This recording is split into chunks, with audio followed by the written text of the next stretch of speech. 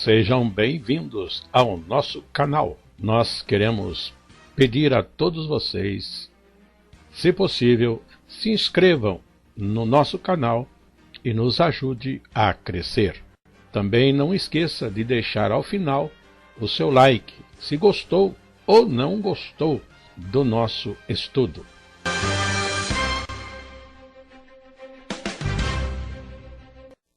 O programa a seguir é de inteira responsabilidade de seus idealizadores e apresentadores.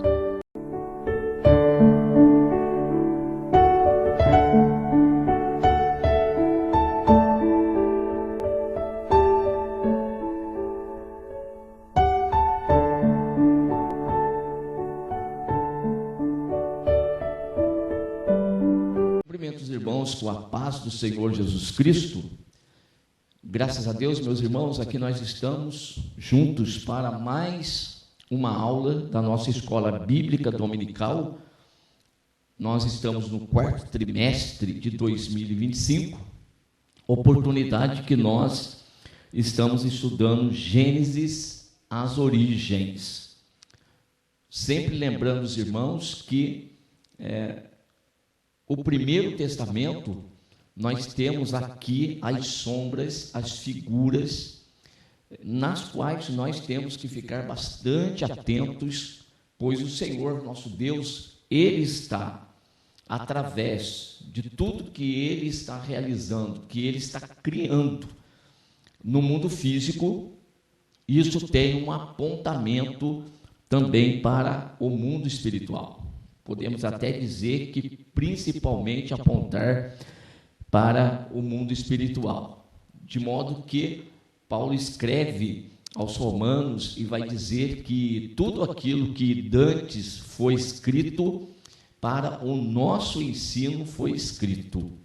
E Hebreus vai falar a respeito das figuras, das sombras, e que a realidade está se cumprindo em Cristo Jesus, nosso Senhor. A criação também aponta para isto. Vimos algumas coisas na nossa primeira aula e agora vamos avançar para a nossa segunda aula de Gênesis, as origens. A lição de número 2, a condição do homem no Éden. Então, agora o nosso propósito depois que Deus ele criou os céus e a terra, Ele vai criar o jardim e no jardim Ele vai colocar o homem que será criado. E esta é agora a nossa lição. Como de costume, nós temos para essa lição também um texto áureo, que está em Gênesis capítulo 2, o verso de número 15. E tomou o Senhor Deus o homem e o pôs no jardim do Éden para o lavrar e o guardar. Então nós já temos a missão do homem também, o propósito pelo qual Deus ele cria o homem e o coloca ali naquele jardim. A lição de número 2, a condição do homem no Éden, nós temos aqui a proposta para nós da nossa aula, que é um esboço contendo uma introdução e também uma conclusão, e temos a divisão do corpo da nossa aula aqui com 3 tópicos, sendo o primeiro tópico a conclusão da obra da criação e o descanso de Deus, que é o capítulo 2, o verso 1, 2 e 3. Um segundo tópico, a formação do jardim do Éden e do homem, verso 4 até o 17. E, por fim, a formação da mulher e a condição do primeiro casal, que aí vai seguir do verso 18 até o verso de número 25. De modo que nós, então, estamos estudando nessa lição de número 2, o capítulo 2 do livro de Gênesis. Antes de fazer aqui, ou melhor, eu posso até fazer a introdução juntamente com vocês, depois, então, nós vamos fazer a leitura do texto sagrado. Vamos à introdução. Após concluir a narrativa da criação com as palavras: assim os céus e a terra e todo o seu exército foram acabados, o escritor inspirado é levado pelo Espírito de revelação a descrever em maiores detalhes as condições do mundo recém-criado. E como Deus apresentou ao homem uma criação boa e adequada para que, por meio dela, esse pudesse cumprir o seu propósito. Veremos com que generosidade o Criador pôs ao alcance de nossos primeiros pais as riquezas e belezas da criação, demandando deles nada mais do que gratidão e devoção sincera expressas na obediência a um único mandamento. Então, aqui na nossa introdução, ainda mantendo aqui para vocês na tela a introdução, já podemos aqui destacar que Deus, ele cria o homem com um propósito. Olha só, mostrou para o homem toda a criação e para que este pudesse cumprir o seu propósito, de modo que tudo aquilo que Deus ele cria, evidentemente, nós já falamos na aula passada e repetimos e tornaremos a dar ênfase nas aulas seguintes de que Deus ele não trabalha de forma aleatória, o Senhor Deus ele trabalha sempre com um propósito. E aqui também mostrado a grandeza de Deus, a generosidade dele no alcance aí dos pais. E de tudo aquilo que Deus, de bom que ele criou, de excelente, de maravilhoso, de extraordinário. E ele coloca o homem ali, naquele lugar já pronto, preparado. O homem não teve que fazer nada. O que se esperava dele é que ele gerenciasse, digamos assim, zelasse, cuidasse por aquilo que o próprio Deus criara e dera para ele. E agora ele vai se tornar um mordomo de tudo isso que Deus ele realizou. E o que Deus ele requer desse homem? A obediência a um único mandamento. E essa tal da obediência nós vamos seguir bem aqui também dentro das nossas aulas. Vamos seguir então. No nosso esboço, já fizemos a introdução, entramos agora no primeiro tópico, a conclusão da obra da criação e o descanso de Deus. Antes de passar para o próximo slide, eu vou fazer a leitura do texto sagrado com vocês, de Gênesis capítulo de número 2, e o versos 1, 2 e 3. Vamos acompanhar essa leitura. Assim os céus e a terra e todo o seu exército foram acabados. E havendo Deus acabado no dia 7º a sua obra que tinha feito, descansou no 7º dia de toda a sua obra que tinha feito. E abençoou Deus o dia 7º e o santificou, porque nele descansou de toda a sua obra que Deus criara e fizera. Muito bem.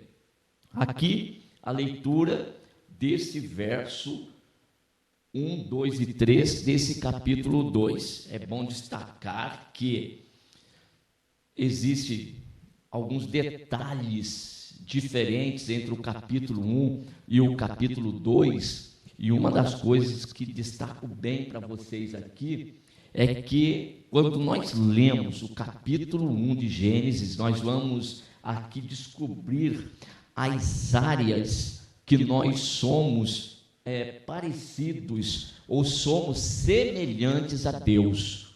Quando nós chegamos no capítulo 2, nós descobrimos as áreas da nossa vida que nós somos, então, diferentes de Deus. Ficam essas duas frases aqui para a nossa reflexão e a continuidade, então, aí dentro do nosso estudo. Vamos ao primeiro parágrafo. A conclusão da obra da criação e o descanso de Deus. apesar da divisão do texto em capítulos sugerir uma ruptura no assunto, é importante observar que os versos que agora estudamos ainda fazem parte da narrativa da criação. Tendo ordenado os atos criativos de Deus numa sequência de tardes e de manhãs, a Escritura afirma que a obra da criação foi concluída no 7º dia e que por isso Deus descansou de toda a sua obra que tinha feito. Isto não quer dizer que o Criador precisou restaurar-se fisicamente, nem que ele cessou toda a atividade, como deixando o mundo funcionar por conta própria. Deus é espírito e jamais se cansa. E depois, todas as coisas criadas subsistem pela palavra do seu poder. De modo que Deus ele continua operando para que a criação seja preservada em sua devida ordem e também funcionamento.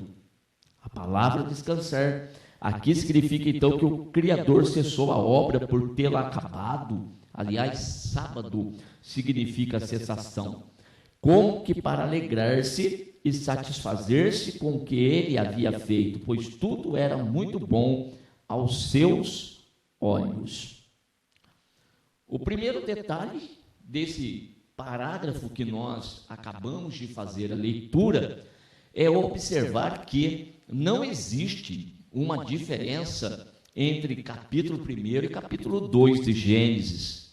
Muitas vezes ouvimos algumas teorias teológicas querendo dar explicação no capítulo 1 e capítulo 2. Na realidade, o capítulo 2 é onde vai detalhar a criação do homem.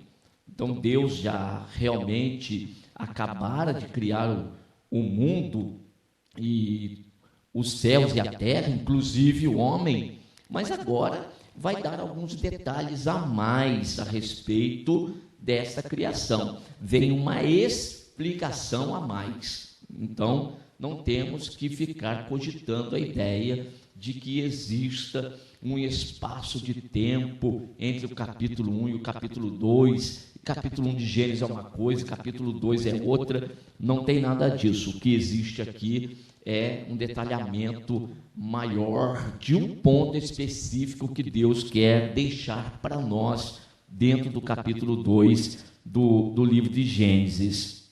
Um outro detalhe que foi aqui destacado a respeito do dia do descanso. Então, lido também, o nosso Deus é espírito, então ele não tem necessidade de se refazer fisicamente falando, como que é o caso do homem. Mas o termo aqui, descansar, é exatamente você olhar, né, do ponto de vista humano, assim, olhar para trás e você notar tudo aquilo que você fez dentro de um determinado período e você se alegrar. Então Deus fez assim.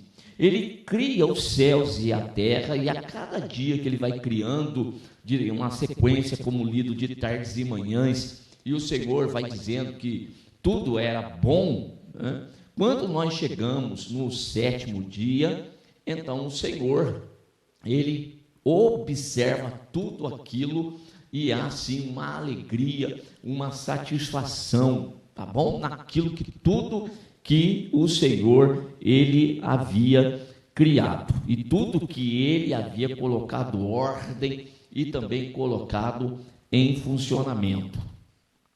Podemos já apontar a importância, novamente, de nós estarmos atentos a essas lições do Primeiro Testamento, de Gênesis, uma vez que nós vamos estudar depois, principalmente lá em Hebreus, a respeito do sábado, o Novo Testamento em geral, a respeito de sábado, e nós precisamos compreender o seu significado, e nós já temos aqui, desde Gênesis, o Senhor já mostrando para nós, já explicando o seu significado. Então, de primeiro aqui, sábado é um dia em que Deus, ele está se regozijando, ele está se alegrando naquilo que ele fizera em 6 dias. Para nós a mesma coisa.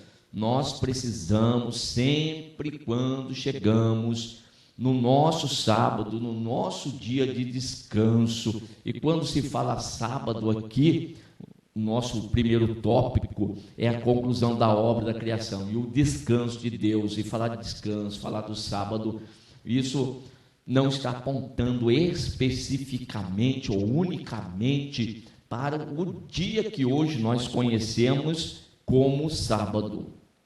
Caso, falando do nosso dia a dia, se uma pessoa começa a trabalhar no primeiro dia da semana, conhecido hoje como domingo, então o seu dia de descanso, o seu sábado, coincide com esse dia da nossa semana hoje, chamado também sábado. No entanto, se a pessoa começar a trabalhar na segunda-feira, a nossa segunda-feira, o dia de descanso já vai ser o que para nós hoje é o primeiro dia da semana. E para ela será o 7º dia de trabalho, o 7º dia de descanso. E assim sucessivamente, cada um vai ter o seu dia de descanso. O que é o importante? Não é o dia em si, mas que nesse dia em que se propôs a descansar, possa fazer isto aqui, olhar para trás e se regozijar, se alegrar com aquilo que foi realizado.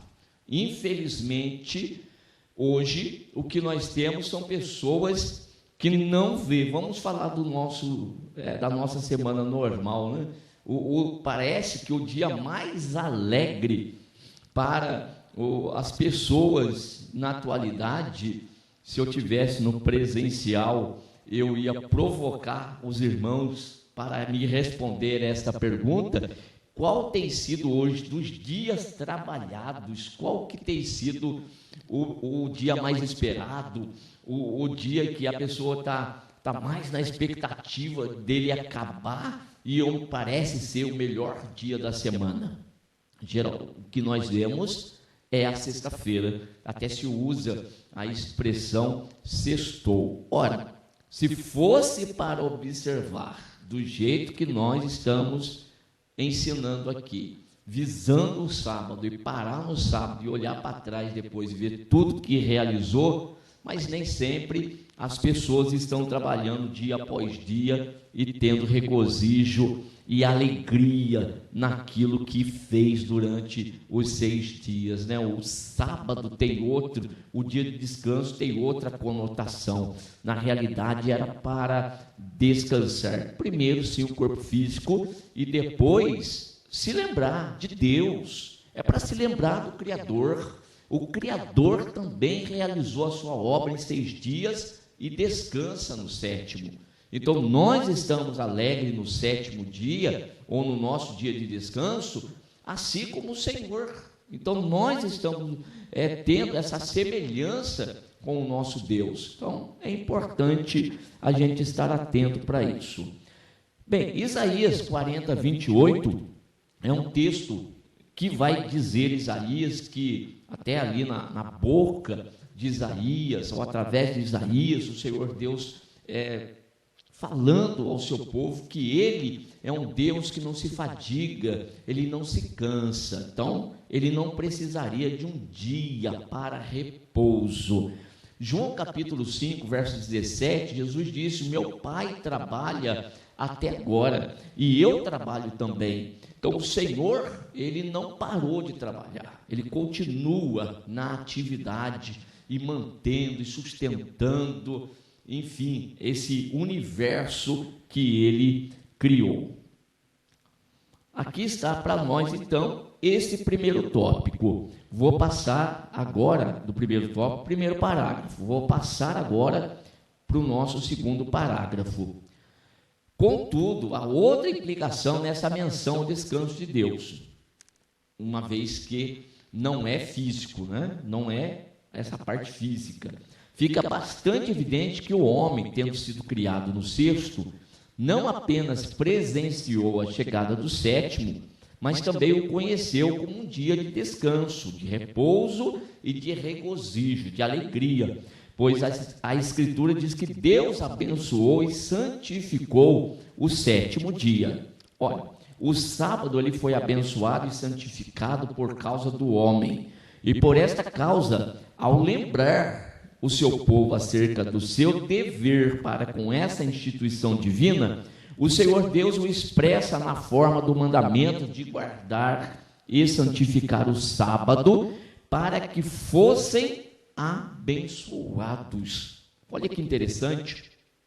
Existe nesse dia tão especial que Deus aqui ele criou e deu um mandamento. Esse mandamento ele tem uma condição. Cumprindo o mandamento, sendo obediente a esse mandamento, as bênçãos do Senhor seriam derramadas sobre a vida do povo. Lembrando que não é o nosso caso agora, mas já vimos eleições passadas e tornaremos a ver num futuro aí bem próximo a respeito de dias que o Senhor marca para alegria, e de 7 em 7 nós temos o povo de Deus celebrando, por exemplo, o sétimo dia da semana. Então conta-se dias e tem o sétimo dia para se alegrar e lembrar. Depois trabalha-se semanas, 6 semanas celebra-se a 7ª semana, assim com o mês, assim com o ano. Então percebam, existe um período que o Senhor Deus ele determina para que determinadas obras sejam realizadas e que depois se pare para refletir a respeito de tudo aquilo que foi realizado e que haja alegria, que haja festa, que haja solenidade, tudo com propósito de lembrança do Criador, de lembrança do nosso Deus. Vejamos, antes de prosseguirmos na leitura do parágrafo, Isaías, capítulo de número 58, e o verso de número 13, para a gente destacar a respeito dessa bênção que o Senhor, ele deixa atrelado a esse dia tão especial que ele havia criado. Então, Isaías 58, verso 13 e 14, se desviares o teu pé do sábado, de fazer a tua vontade no meu santo dia, e se chamares ao sábado deleitoso e santo dia do Senhor, digno de honra, e se o honrares, não seguindo os teus caminhos, nem pretendendo fazer a tua própria vontade, nem falar as tuas próprias palavras, então te deleitarás no Senhor, e te farei cavalgar sobre as alturas da terra, e te sustentarei com a herança de Jacó teu pai, porque a boca do Senhor o disse. Esse versículo, ele é muito poderoso, principalmente quando o Senhor, ele fala aqui de neste dia nós não procurarmos fazer a nossa própria vontade, mas sempre procurar fazer a vontade de Deus. E qual que é a vontade de Deus? Que nós nos alegremos, nós separemos, santifiquemos esse dia. Então a palavra abençoou o Senhor e santificou. A palavra santificar é separar. Então esse dia, ele é um dia muito especial. Esse dia que eu tiro para eu descansar é um dia abençoado, e de modo que eu tenho que fazer aqui tudo aquilo que tiver relação com a vontade, com o querer do Senhor nosso Deus. E aqui, no verso de número 14, cumprindo o que está no 13, o 14 diz, então te deleitarás no Senhor.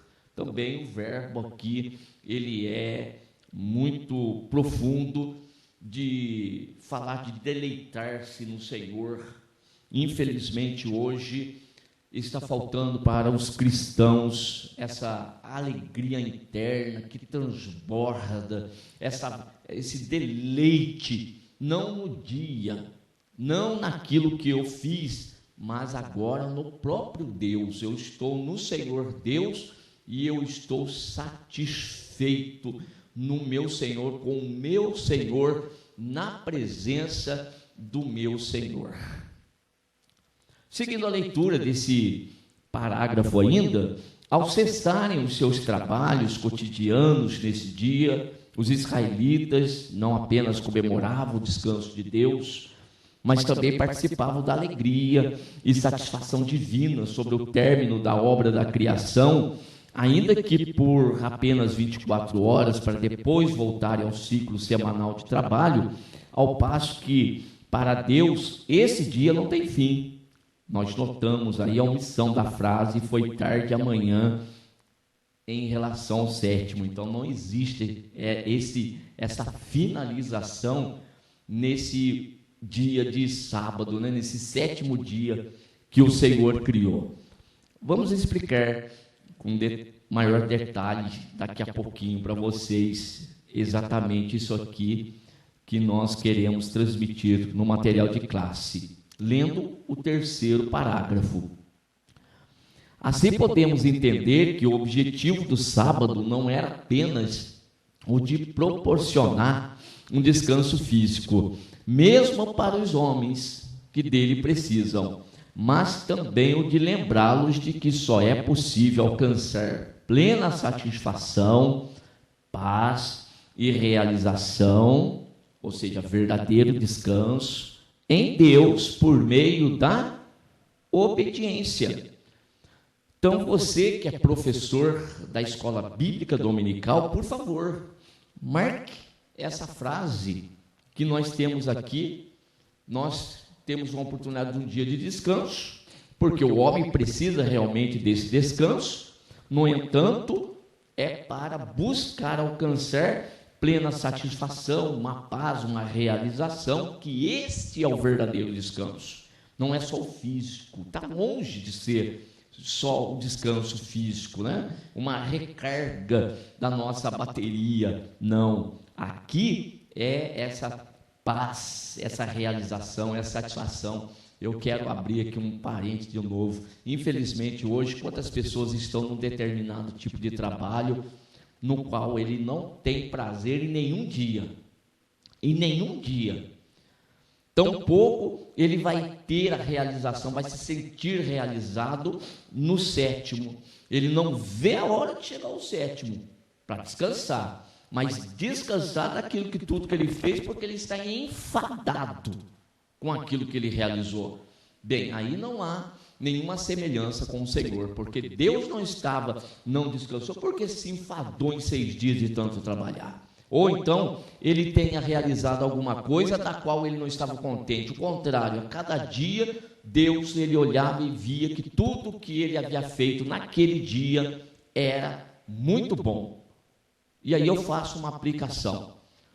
Naquilo que eu faço hoje, no que eu estou trabalhando, no meu dia a dia, eu estou fazendo o que gosto de fazer, e a cada dia, quando acabo, eu falo que é muito bom, e eu quero chegar no meu sábado de descanso, no meu sétimo dia, e também me regozijar, e então encontrar a plena satisfação em Deus, assim como o Senhor também encontrou, ele teve alegria, eu vou ter essa mesma satisfação? Então fica aqui esse questionamento. Ora, se chegar no sábado, a pessoa vai sentir satisfação, paz, realização, que é o verdadeiro descanso em Deus por meio da obediência, de ter guardado e santificado aquele dia. Ao contrário, então, de modo que os incrédulos e desobedientes não entrarão nesse descanso. Por enquanto, preste atenção, por enquanto, nós estamos falando de um descanso físico, de um dia literal, sim, para apontar para o espiritual, já vamos fazer isso. Agora, se nem naquilo que é físico, eu estou eu estou compreendendo, eu estou entendendo. Porque para mim, para você, para nós, desfrutarmos verdadeiramente do que Deus tem para nós, tem que ser com entendimento, não é simplesmente por uma obrigação. Aí eu tenho que guardar um dia. Aí guarda um dia da semana como algo obrigatório, como que estando sendo constrangido a isso, mas não entende o propósito. Dessa forma, vai ser privado da bênção. Porque o que eu faço pela palavra de Deus, eu tenho que fazer com entendimento. É só assim que eu posso acessar a fonte das bênçãos de Deus, com entendimento. Se eu não tiver entendimento, eu não acesso.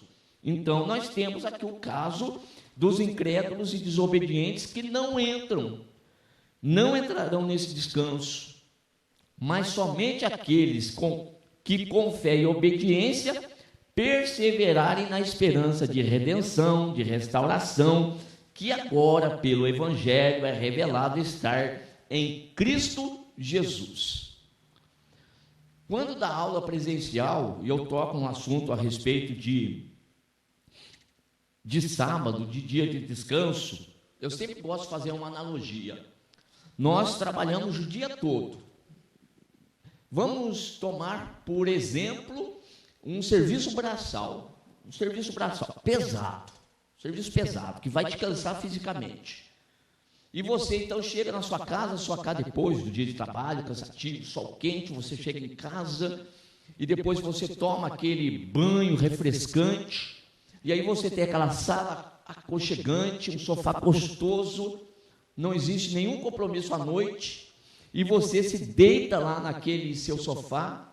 Ora, é com o propósito de descansar, de renovar as baterias, para no próximo dia você estar renovado.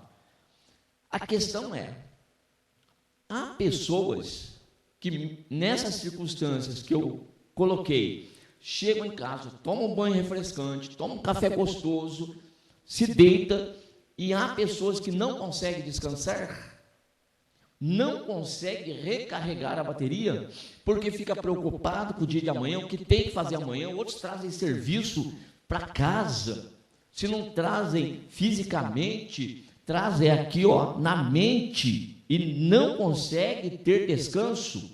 Pois é, espiritualmente acontece a mesma coisa. Vamos ler agora aqui que essa redenção e restauração, e agora no nosso material, nós já estamos apontando. Até então estávamos no físico, porque o físico aponta para o espiritual. Repito, se eu não consigo cumprir com aquilo que é físico, tampouco eu vou cumprir com aquilo que é espiritual. E aqui, pelo Evangelho, é revelado esse descanso, estar em Cristo Jesus. E aí a mesma coisa, a mesma analogia que eu acabei de fazer. É possível alguém dizer estar em Cristo e não estar descansando? Hebreus capítulo 4, esses versículos que eu quero fazer a leitura, principalmente de Hebreus a gente não pode deixar de ler, principalmente lá na classe, não é?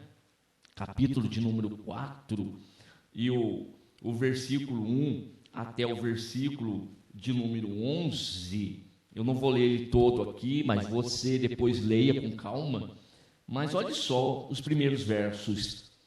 Temamos, pois, que porventura, deixado a promessa de entrar no seu repouso, pareça que algum de vós fique para trás.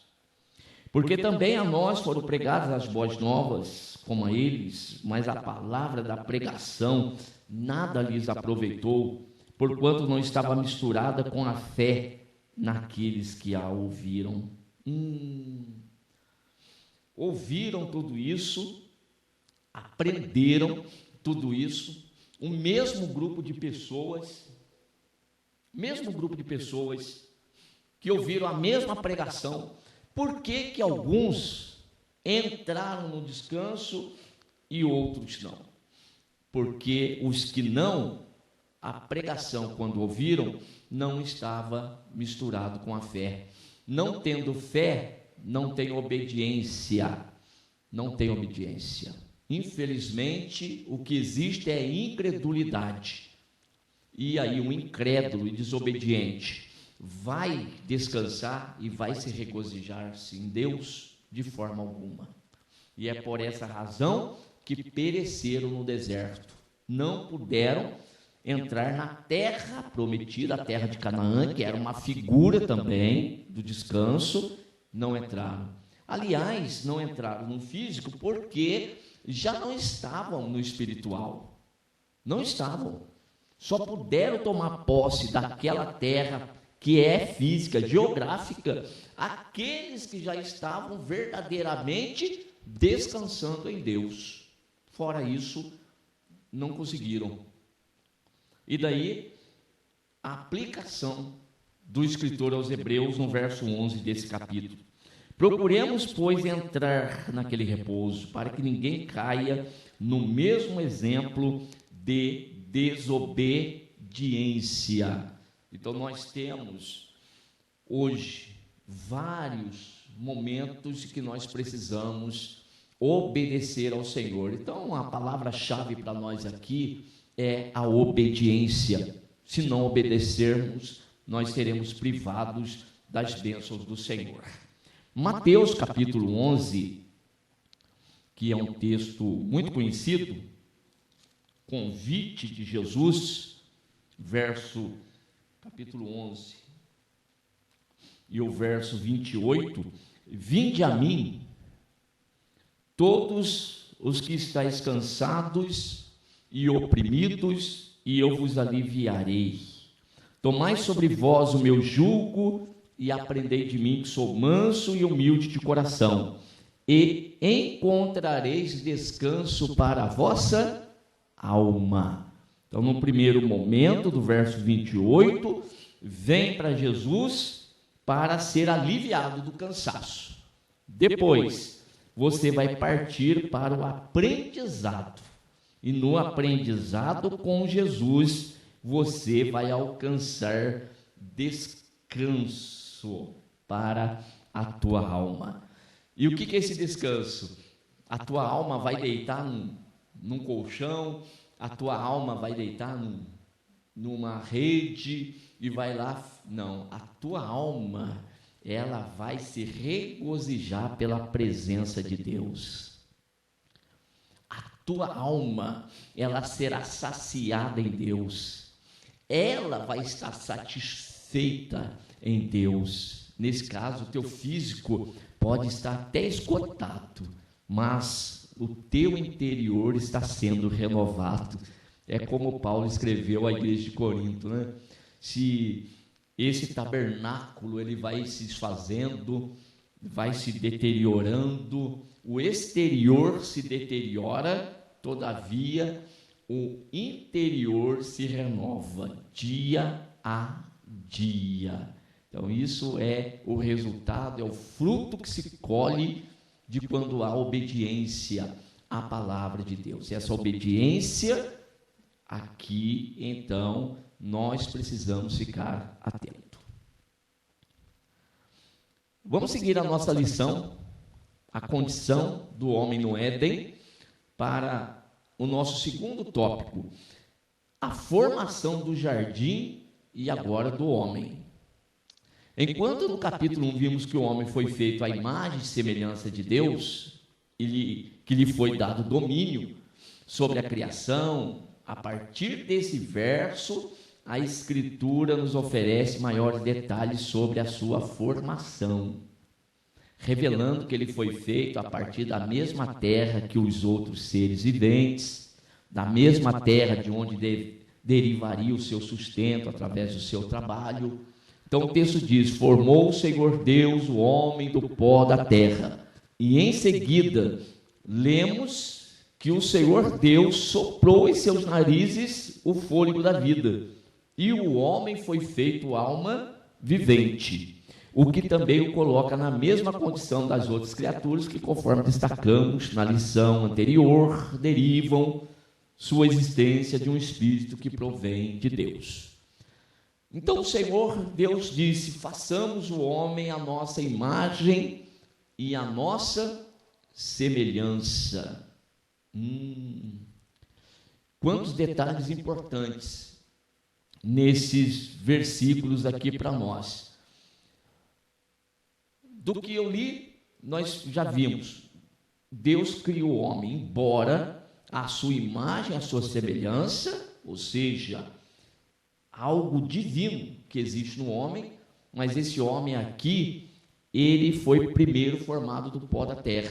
O bonecão que Deus, ele criou, formou, né, do pó da terra. Até as palavras criar e formar, dentro do texto hebraico existem diferenças, né, que o meu tempo aqui não vai permitir conversar com vocês, mas basicamente criar é quando se cria do nada, né? É o poder que Deus tem de criar do nada. Formar, aí já tem a matéria-prima.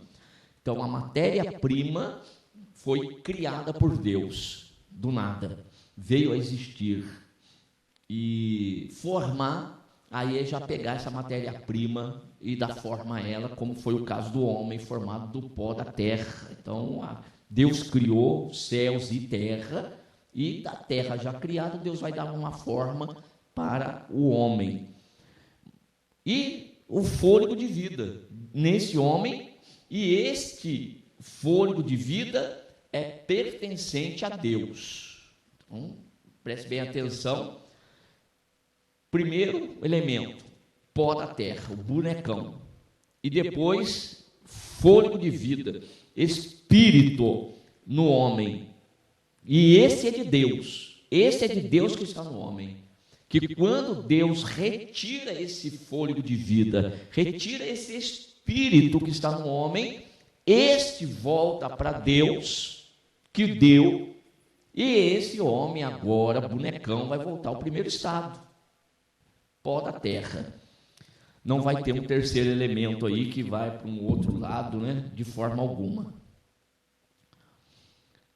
O segundo parágrafo, ainda desse segundo tópico, a formação do jardim e do homem, embora toda a terra estivesse semeada das mais variadas formas de vegetação, notemos que o Senhor Deus estabelece o homem para lavrar e guardar, preservar uma região específica, um jardim no Éden, que significa deleite, onde fizera brotar e frutificar toda a sorte de árvores para a satisfação do homem.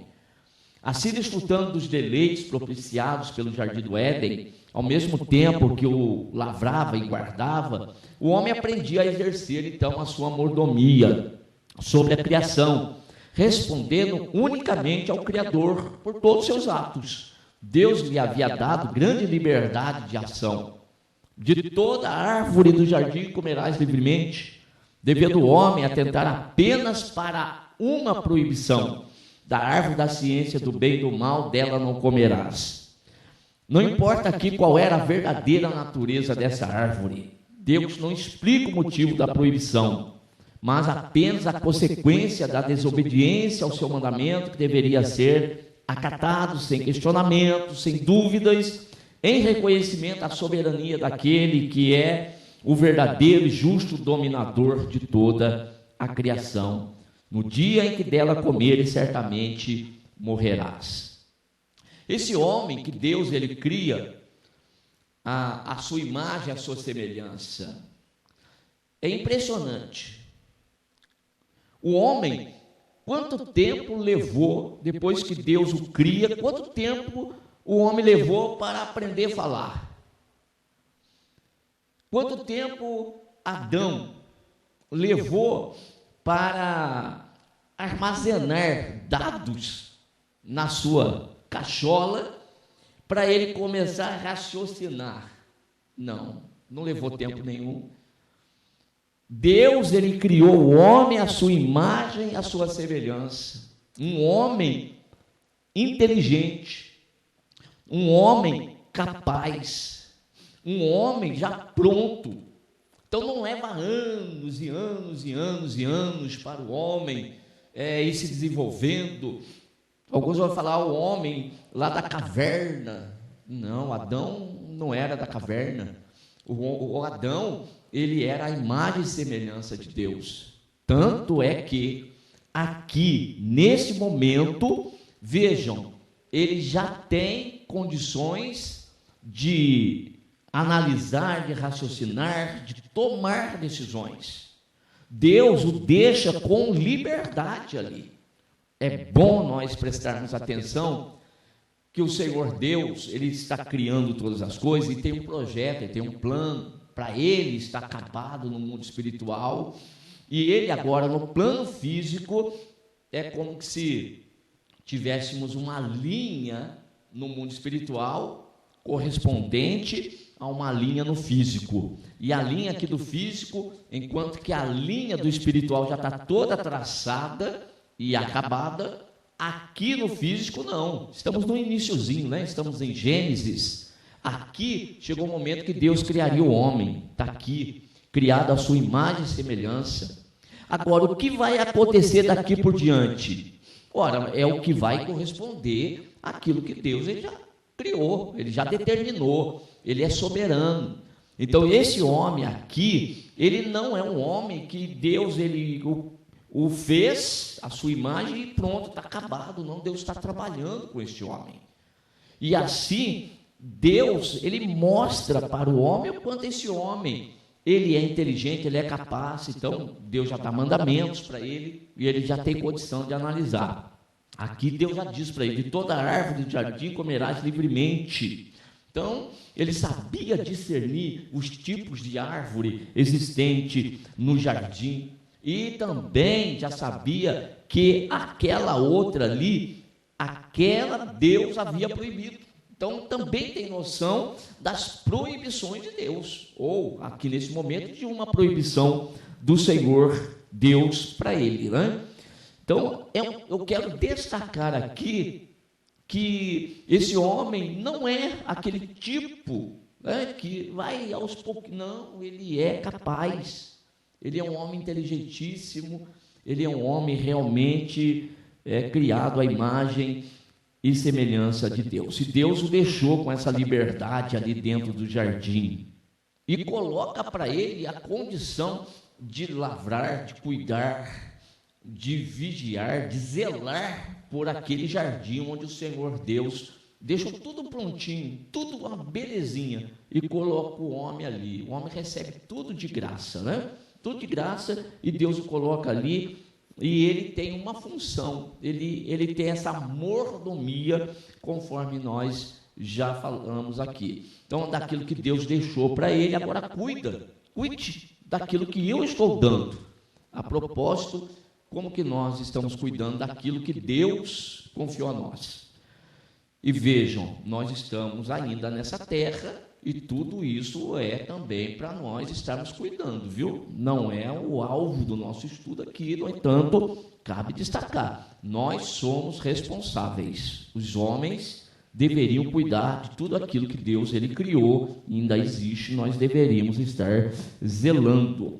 Mas tem consequência, de repente, de uma atitude ali em relação àquela árvore, que lido aqui não importa o tipo de árvore, que tipo de fruto, não importa. A árvore tinha veneno. O veneno, o problema não estava no fruto, tá bom? Depois, na outra aula do capítulo 3, nós vamos conversar sobre isso aí. Mas o problema não estava no fruto, né? Estava no comportamento, na atitude de Adão, na palavra, em ouvir a palavra. Então veja que esse homem aqui já tinha ouvido a palavra de Deus. Como que é o relacionamento com a palavra de Deus? E Deus já disse, olha, tem consequência, tá bom? O dia que você dela comer, certamente você vai morrer. Romanos capítulo 6, verso 23, o salário do pecado é a morte. O que é pecado? É errar o alvo. Errar o alvo, ou seja, Deus deu uma determinação, então o alvo é fazer a vontade de Deus, é obedecer a Deus. Não obedecer a Deus, então errei o alvo, ou seja, pequei. Consequência, morte, é o salário. E Ezequiel capítulo 18, o verso 4, que vai dizer a respeito daquele que pecar, a alma que pecar, esta alma morrerá. Tá bom? Terceiro parágrafo, concluímos então que esse paraíso terreno, onde o homem desfrutava de grandes bênçãos e comunhão com o Criador, prefigura também um melhor jardim, um paraíso não terreno, mas celestial, onde a fidelidade do homem a Deus não será posta novamente à prova, como precisava ser no princípio, mas será recompensada após ter sido provada com o fruto da árvore da vida. Abre aspas aí no versículo: ao que vencer, dar-lhe-ei a comer da árvore da vida, que está no meio do paraíso de Deus. Então nós temos esse jardim aqui na terra, que Deus criou, colocou o homem ali. Lá tinha também a árvore da vida, como tinha essa árvore da ciência do bem e do mal. E o homem vai se inclinar para qual? Por quê? Ora, o homem está no processo. Deus está trabalhando com esse homem. E era necessário, sim, acontecer tudo o que aconteceu. Por quê? Embora aquele jardim fosse extraordinário, fosse realmente um paraíso, mas o que Deus preparou para o homem é muito além. É muito além. Não tem muita gente hoje encantada com a terra? Tem. Embora hoje os dias sejam tão difíceis, mas existem lugares lindos nessa terra. E que quem pode aí desfrutar dos lugares paradisíacos existentes aqui ainda nessa terra, vê que essa terra é maravilhosa. Esta vida para ele tem valor, ele quer ficar aqui. Embora os percalços aí dessa caminhada, dessa jornada aqui no corpo físico. Então é bom essa vida? Quem é que quer morrer? Você quer ir para o céu? Eu também. Quem é que quer morrer? Então aí já fica meio difícil a resposta, não é? Por quê? É o valor que se tem a esse lugar. Mas, agora imagine, se temos lugares lindos aqui, você imagine o lugar que Deus preparou para nós lá estarmos. Aqui vejam a situação do homem, sujeito ao pecado, sujeito ao erro, sujeito à falha, às inclinações da sua natureza ainda terrena. Por quê? Porque ainda o homem ainda não está transformado. Teria que aparecer, surgir a promessa de Deus, o Redentor, tá bom? O Redentor ainda viria. Alguém pode falar assim, mas pastor, até aqui nem pecado ali no jardim não existia. No jardim não, mas Satanás já havia se rebelado contra Deus. Então, já existia assim a necessidade do Redentor, tá bom? De Cristo Jesus está morrendo numa cruz para expiação do pecado. E aí o homem entra nesse projeto para cumprimento da vontade de Deus. Mas isso é assunto para uma outra aula. Fica aqui o versículo de Apocalipse para vocês também depois estarem lendo com cuidado. Entramos no nosso terceiro tópico, que é a formação da mulher agora e a condição do primeiro casal. Então nós já temos a criação, o descanso de Deus, a formação do jardim e a criação do homem. Deus criou o homem e colocou ali. Agora vamos ao próximo passo do projeto lindo que Deus está realizando. Vamos ler o primeiro parágrafo. Tendo inicialmente relatado que Deus criou no sexto dia tanto o homem como a mulher, agora a Escritura nos oferece maiores detalhes sobre o propósito divino para o homem, revelado na formação da mulher. Deus havia trazido os animais até o solitário Adão para que este os nomeasse e assim determinasse a natureza de cada um. outro ponto aqui a respeito da capacidade de Adão de analisar, de observar os animais e de dar nome aos animais, tá bom? Olha só, um ser inteligente, à semelhança do seu Criador. Sabiamente, ele não reconhecera em nenhum deles algum semelhante a si mesmo. Não pareceu bem aos olhos de Deus que ele permanecesse só. Ora, se o homem haveria de ser o mordomo da criação, ele deveria se reproduzir, ter descendentes que enchessem a terra e a subjugassem, conforme a determinação de Deus. Evidentemente, para isso, ele precisaria de uma companheira que fosse da sua espécie, e por isso Deus criou a mulher, formando-a a partir do próprio homem. E disse Adão: esta é agora osso dos meus ossos e carne da minha carne, e essa será chamada varoa, porquanto do varão foi tomada. Assim Deus criou a mulher, não apenas para ser auxiliadora, sem a qual o homem não poderia cumprir o seu propósito de perpetuar-se e dominar a terra, mas também para, ao formar com ele um corpo, ser objeto do seu amor sacrificial, prefigurar o mistério da união entre Cristo e a igreja, sempre apontando para algo espiritual. Mas vem cá, vamos pensar então nesse Adão inteligente, capacitado, e ali com condições de nomear as espécies ali criadas por Deus naquela ocasião. Cabe lembrar que as espécies existentes não é de número tão alto como nós temos hoje, porque hoje nós temos espécies que foram aí, enfim, se multiplicando. Então nós temos um número mais reduzido naquela, porque lá quando Deus fez a primeira espécie, né, que depois vai se multiplicar, enfim, é assunto para outra matéria também. Mas Adão teve condições, sim, de ver todos os animais, mas quer destacar a inteligência e a capacidade dele. E não tinha uma companheira. Então Deus vai fazer com que ele passe por um sono profundo, ou seja, Deus aplicou uma anestesia geral em Adão, e o Adão agora, da costela de Adão, ele vai tirar, ou seja, não é nada mais, nada menos do que tirar a medula óssea do Adão, e a partir daí Deus criar a mulher.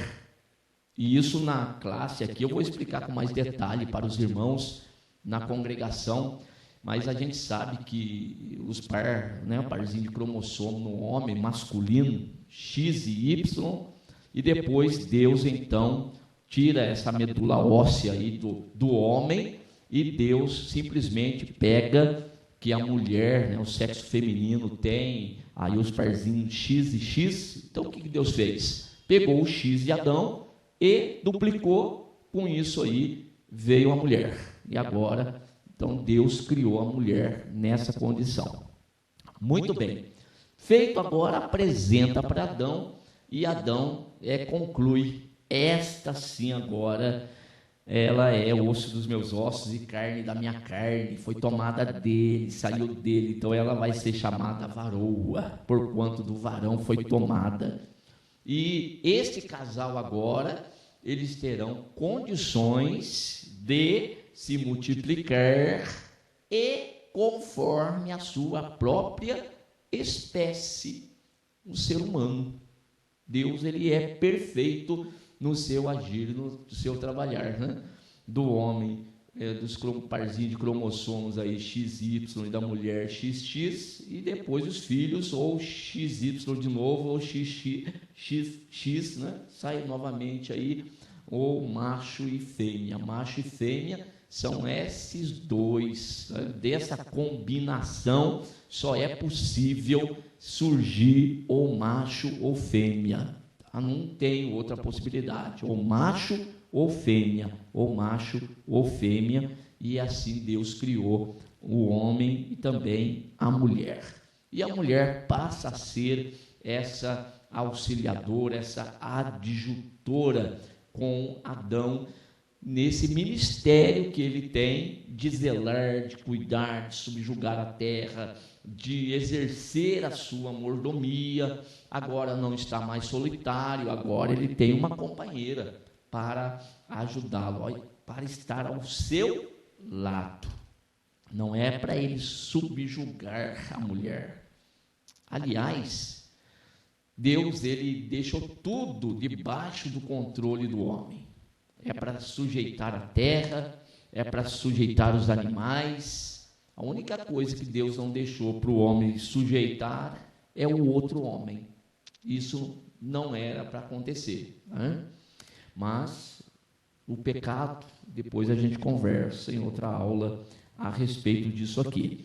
Mas esse casal, com essa missão de se multiplicar, também é apontado agora para a união de Cristo e a igreja, que gerariam filhos, agora filhos espirituais, filhos segundo a vontade de Deus, que estes aí seriam então preparados. Enquanto Adão e Eva geram filhos para esta terra, agora Cristo e a igreja gerando filhos para estarem num outro lugar, no paraíso, que realmente é o verdadeiro, onde um dia nós estaremos com ele para todo sempre.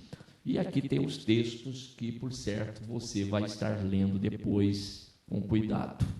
O segundo parágrafo desse terceiro tópico, a formação da mulher e a condição do primeiro casal no jardim, está escrito: o capítulo se encerra descrevendo a condição moral do primeiro casal, ao revelar que ambos estavam nus e não se envergonhavam disto. Significa que não possuíam qualquer senso de culpa, nem de malícia, pois de fato ainda não haviam pecado. E enquanto guardasse o mandamento de Deus, não haveria razão para se envergonharem. Somente a consciência de pecado traria à tona a percepção de que a nudez representa uma deficiência e que o homem precisa cobrir-se para estar diante de Deus. Naquele momento, nesta etapa do projeto do Senhor, dele mostrando o primeiro estado do homem, não existindo para o homem então essa vergonha, não existindo a malícia no homem, não existia nada dessas coisas. Ou seja, o homem até então aqui, na presença de Deus, no lugar onde Deus preparou para ele estar, e o homem, em obediência ao mandamento de Deus, está vivendo perfeitamente. O casal, a família, estão indo muito bem, obrigado, né? Andando conforme a palavra e o mandamento do Senhor. Então, até agora, está indo tudo certinho. E Apocalipse, capítulo de número 3, aí já mostra que o homem, na realidade, ele precisa de uma vestimenta. Ainda não era o momento, mas precisava. Bom, Deus está trabalhando no homem, como eu já disse. O verso 17 e 18 do capítulo 3 de Apocalipse, eu leio: como dizes, rico sou, e eu estou enriquecido, de nada tenho falta, e não sabes que és um desgraçado, miserável, pobre, cego e nu. Aconselho-te que de mim compres ouro provado no fogo, para que te enriqueças, e vestes brancas, para que te vistas, e não apareça a vergonha da tua nudez, e que unjas os olhos com colírio, para que vejas. O propósito do versículo é mostrar que a verdadeira vestimenta para o homem não é física, é a vestimenta de Deus. O homem pode muitas das vezes estar muito bem vestido, muito bem trajado, aí fisicamente, com condições para variadas roupas, variados tipos, modelos, mas e até ter a presunção de que está bem coberto. O texto aqui vai dizer, olha, vestimenta humana você não passa de um desgraçado, de um cego e nu. Não vale nada. Tá bom? Não valem nada. Isaías vai dizer que as nossas justiças diante de Deus, elas são como trapos de imundícia. Não tem valor. Então, nós precisamos de uma vestimenta de Deus, estar na presença de Deus. Então, até este ponto aqui, o homem, o casal, eles estão ainda na presença de Deus, eles estão no lugar onde Deus os colocara, e eles estão em obediência à palavra e ao mandamento de Deus. Estão usufruindo do jardim, não tem preocupação com comida, não tem preocupação com vestimenta, não tem solicitude, não tem nenhum tipo de inquietação, nada, absolutamente nada. Isto que é o que Deus está mostrando. Primeiro estado, Deus criou o homem assim e para viver dessa forma. Mas nós vamos ter um espacinho aqui no meio que Deus vai mostrar a consequência de uma desobediência. Então nós temos o primeiro, a obediência, depois nós vamos ter também a desobediência e por fim a nova proposta para Deus, para que o homem se volte, né? Já viu como que é andar na presença de Deus, vai experimentar como andar fora da presença de Deus e vai ter a oportunidade de retornar para a presença de Deus. Em outra aula a gente vai falar sobre isso. Chegamos aqui ao final da nossa aula com o próximo passo, a conclusão. A nossa conclusão está escrito assim: embora o homem tivesse sido criado e estabelecido em condições paradisíacas, este não haveria de ser, nem poderia ser, o seu estado final, mas apenas uma antevisão de um estado ainda mais glorioso e perpétuo, no qual ele só entraria após compreender e reconhecer a bondade do seu Criador. Nós vamos seguindo as lições aqui de Gênesis, as origens. Não percam as aulas. Acompanhe todas as aulas. Você que é professor, está aqui comigo se preparando para domingo ou outro dia que for a aula aí na tua congregação. Mas você que não é professor, está aprendendo hoje e também vai aprender lá na tua congregação, aproveite ao máximo isto para enxergar em cada aula e cada ponto que Deus está falando para nós. Eu costumo falar na classe de aula que hoje existe aí na mídia social, principalmente para quem gosta de concurso público, existe um jargão assim: você entendeu ou você quer que eu desenhe? Já ouviram isso, né? Já ouviram, por certo. Quer que eu explique ou desenhe, né? Pois bem, Deus desenhou. Deus desenhou para nós. Está tudo desenhado. Está aqui, ó. Se você quer entender o projeto de Deus, se você quer entender a vontade de Deus, tem interesse nas coisas de Deus, está aqui, ó. Volte-se para a Bíblia Sagrada e você vai ver como é que Deus, desde o princípio, vem desenhando. Não vai ficar dúvida nenhuma. Nós vamos juntos aprender. Então, te convido para a próxima aula de Gênesis, as origens. Fechamos aqui a lição de número 2. Nós passamos por um esboço contendo uma introdução e uma conclusão. 3 tópicos que estão aí na tela para você acompanhar.